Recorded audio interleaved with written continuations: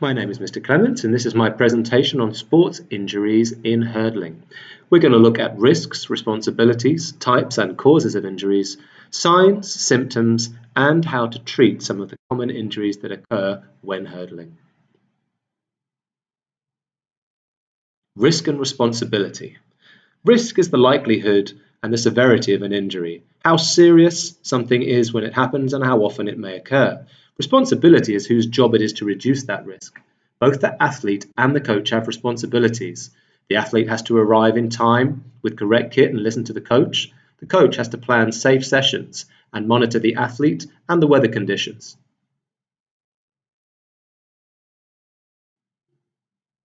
Common types of injuries that may happen during hurdling are pulled muscles, particularly hamstrings, which can happen if you don't warm up properly or the hurdles are too high.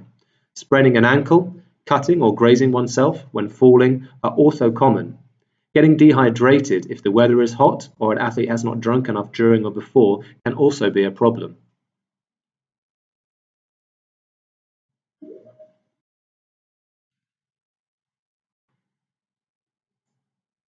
Signs and symptoms. A sign is what we can see, such as a cut, whereas a symptom is what someone feels, such as pain.